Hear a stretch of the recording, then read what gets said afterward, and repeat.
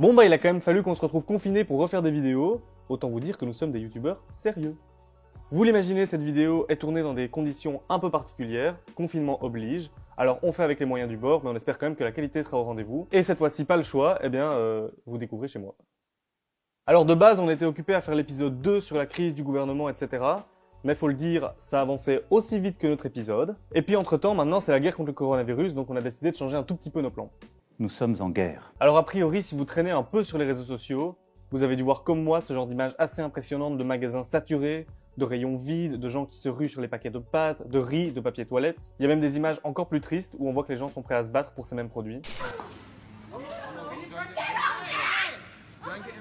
C'est assez effrayant en fait. En Belgique, la première ministre a dû aller jusqu'à visiter un centre de distribution pour essayer de rassurer les gens. Et a priori, en temps de crise, elle a autre chose à foutre que de se promener. Et les médias et les politiques ont beau répéter et répéter sur tous les plateaux possibles qu'il n'y aura pas de pénurie, eh bien les rayons de ces magasins restent inlassablement vides. Alors la conclusion de cette vidéo, ça pourrait être de dire que les gens sont simplement des gros cons égoïstes, puis qu'ils ont pas de sens civique, et alors là, je peux mettre la clé sous la porte, on range la vidéo et on n'est pas dans la merde. Mais avouez, ce serait un petit peu facile de résumer un phénomène collectif d'une si grande ampleur à la responsabilité individuelle de chacun, non? Parce qu'au fond, la panique qu'on sent dans la société, elle doit bien avoir des racines.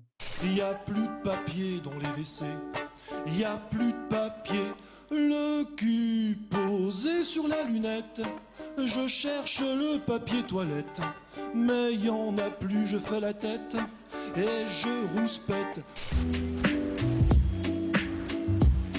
Au moment où toute la population belge prend conscience de l'enjeu et du danger que représente ce virus, le monde politique belge, lui, n'arrive pas du tout à se mettre en mouvement. C'était le festival. On a vu par exemple des réunions ridicules avec les 9 ministres de la santé belges qui se réunissent tous ensemble et une fois sortis, vont tous raconter des trucs différents dans les médias. C'était le festival. Le festival. C'était le festival. C'était le festival.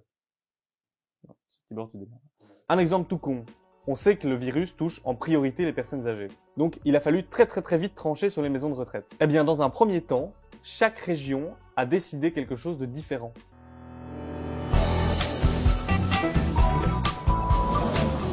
Alors le tirage au sort des bonnes mesures. Alors en Wallonie, eh ben on interdit. À Bruxelles, on déconseille. Et puis en Flandre, on limite. Encore plus amusant, on a commencé à avoir des niveaux de pouvoir aléatoires prendre des décisions sanitaires. Genre une commune qui décide de se lockdown toute seule, ou alors une autre qui interdit les embrassades. Vous pouviez prendre jusqu'à 250 € d'amende. Ça fait mal aux fesses, vous ne voudrez plus jamais vous embrasser après. Soyons sérieux 2 minutes, ce virus il n'a pas de frontières et je vous promets qu'il s'en fout de la langue que vous parlez. Donc voilà ce que ça donne dans la pratique, la session de l'État que la NVA veut tellement. Dans ce cas-ci, c'était totalement inefficace et même dangereux. Parce qu'avant que tout le monde, je dis bien tout le monde, même les nationalistes flamands, ne reconnaissent l'inefficacité de ce modèle, et que tout le monde décide de se ranger derrière le fédéral, eh bien il a fallu attendre 3-4 jours. Et c'est 3-4 jours qu'on a perdu dans la lutte contre le coronavirus. On doit être honnête, autant d'amateurisme dès le départ, ça a de quoi faire peur. Alors, on se souvient des lockdown parties. Pour empêcher le virus de contaminer la population, on doit absolument restreindre nos contacts sociaux. Donc ouais, faire des lockdown parties, c'était déconner, et on va en payer le prix dans les semaines à venir avec des contaminations qu'on aurait pu éviter. Mais il y a autre chose qui inquiète, et c'est l'incohérence. Et faut bien l'avouer, pour le moment, toutes ces mesures qui ont été prises, elles sont profondément incohérentes. Parce que c'est bien gentil, de fermer les écoles, les crèches, les universités, les cafés, les restaurants, de critiquer les lockdown parties. Mais alors pourquoi est-ce qu'on laisse des dizaines de milliers de travailleurs aller chaque jour bosser dans des espaces confinés, dans des usines ou des ateliers, où c'est juste pas possible de rester à 1 mètre de distance l'un de l'autre. Comme les usines de Audi ou Volvo en Belgique, qui ont attendu plusieurs jours avant de fermer. Chez Audi, il a fallu attendre que les travailleurs fassent grève pour que l'usine décide de fermer. Vous imaginez le truc? Et on voit ça dans plein de pays d'Europe. On a continué à forcer les gens à aller travailler, même dans des usines où l'espace est vraiment confiné. Moi, il y a 2 choses qui me gênent. La première chose, c'est le travail. Vous êtes cuisinier dans une maison de retraite, on a besoin de vous. Si vous êtes infirmière, si vous êtes médecin, on a besoin de vous. Les autres, on arrête de travailler. On veut limiter à 5 contacts par jour. Comment voulez-vous, quand vous êtes dans le travail, quand vous êtes dans une entreprise, gérer les choses sans paniquer les salariés, sans paniquer son voisin de bureau, etc. Ça n'a pas de sens. On peut et on doit critiquer de telles fêtes qui se passent le vendredi soir, mais ça ne sert à rien si on envoie des gens bosser le lundi matin. Et bien sûr, il y a des secteurs qui sont inarrêtables, sinon on met vraiment la population en danger.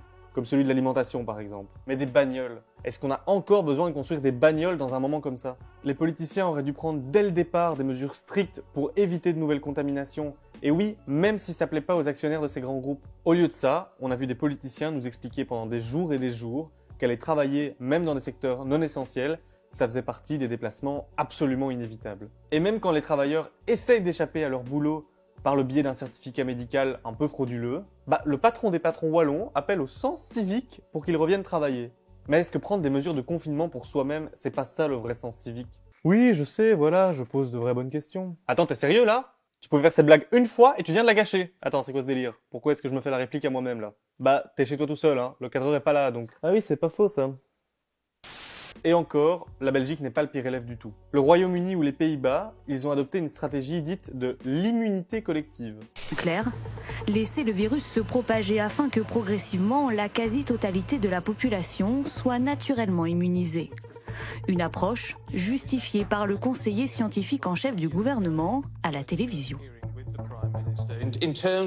Pour construire cette immunité collective au Royaume-Uni, quel pourcentage de gens devraient avoir contracté le virus?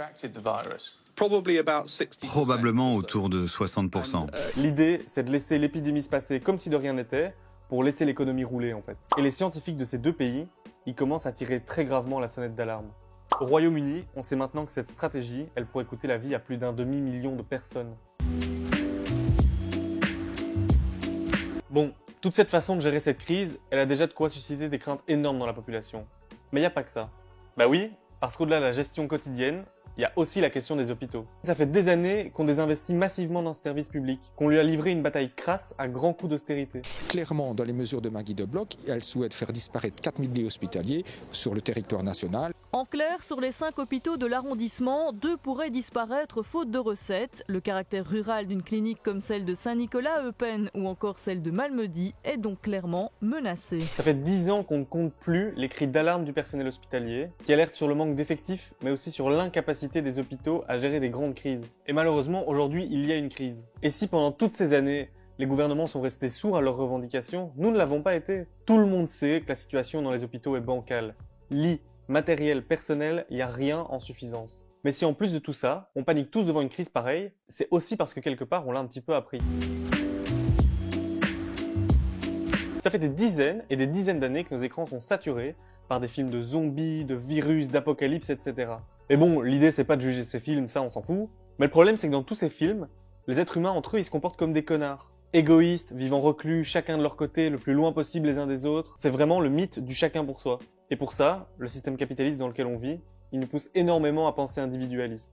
Au travail, à l'école, face aux migrants, chacun pour soi et que le meilleur gagne. C'est la concurrence du marché, transposée à tous les niveaux de notre vie. Alors dans ce contexte, même les plus grandes crises de notre époque, on n'arrive pas à les imaginer autrement que de manière individualiste. Et quand certains médias essayent même de rendre les survivalistes un petit peu cool, on commence à comprendre ce qui nous pousse à agir de la sorte. Et ça date pas d'hier, hein. Les Américains, pendant la guerre froide, ils construisaient des bunkers dans leur jardin en cas de crise nucléaire. Nous, on achète du PQ en masse, c'est moins impressionnant, mais c'est le même principe. Alors on peut critiquer les comportements individuels, hein, et d'une certaine façon, on doit même le faire. Mais derrière ces comportements, il y a des craintes légitimes. La crainte que nos États ne soient pas capables de gérer une telle crise. La crainte qu'en continuant d'aller au travail, on n'endigue pas le virus. La crainte que nos services publics, détruits par l'austérité, n'y survivent pas. Et derrière, il y a tout ce qu'on a foutu dans notre tête depuis des années et des années. Tout l'individualisme que cette société essaie de nous faire rentrer dans le crâne.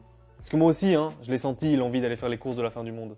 Mais ça, c'est qu'une seule des deux faces de ce que l'être humain révèle en temps de crise. Parce que plot twist, eh bien l'autre face, elle est carrément plus brillante. Parce que malgré tout ce qu'on vient d'évoquer, je sais que vous n'avez pas non plus manqué l'incroyable élan de solidarité que le coronavirus a déclenché dans notre société. Rien que sur Facebook, j'ai vu défiler des dizaines d'initiatives solidaires. Des étudiants se sont spontanément proposés pour des babysitting, des parents pour aider d'autres parents, des jeunes pour faire les courses des plus âgés, d'autres qui ont juste mis leur numéro de téléphone sur leur porte pour proposer de l'aide à leurs voisins. On a aussi vu des enfants qui sont venus à la fenêtre des maisons de repos pour témoigner leur solidarité, leur soutien aux personnes qui étaient coincées dedans. Il y a ceux qui proposent des bonnes séries, des bons bouquins sur les réseaux sociaux, ceux qui proposent des recettes, ceux qui organisent des collectes de masques, ceux qui vont nettoyer des cabinets médicaux, tous ceux qui écrivent un statut encourageant. En Italie, qui est le pays le plus durement touché d'Europe et où les gens sont déjà confinés depuis plusieurs jours, eh bien là-bas, tous les soirs, tout le monde se réunit à son balcon pour chanter ensemble, se donner du courage et témoigner de sa solidarité les uns avec les autres. Et je vous jure, ces images-là, c'est à en pleurer. Et même toi derrière ton écran, hein. Je sais que t'as pris des nouvelles de tes proches, que t'as appelé tes grands-parents et que tu fais un effort à la maison pour rendre tout le monde un peu plus heureux. Et c'est ça qu'il y a de magnifique avec l'être humain. On est un animal social qui tire sa force du collectif. Contrairement à tout ce qu'on nous a toujours enfoncé dans la tête, on est plus fort ensemble et ça ressort spontanément. Alors soyons solidaires, soyons unis, prenons soin les uns des autres, faisons ce qu'on fait de mieux et montrons-nous sous notre meilleur jour. Mais soyons quand même critiques de ce que nos dirigeants font en temps de crise. Assurons-nous qu'ils agissent bien dans notre intérêt, dans l'intérêt du plus grand nombre. Assurons-nous qu'ils agissent dans l'intérêt de la sécurité de chacun et pas de quelques gros groupes qui font pression. Mais tout en étant critiques, respectons les consignes.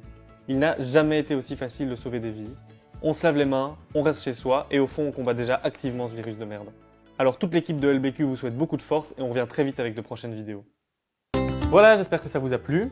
N'hésitez pas à liker et à vous abonner à la chaîne et à nous dire dans les commentaires quelle vidéo vous aimeriez voir et quelles bonnes questions vous voudriez qu'on se pose. Et n'hésitez pas à aller nous suivre sur tous les réseaux sociaux qui s'affichent en bas.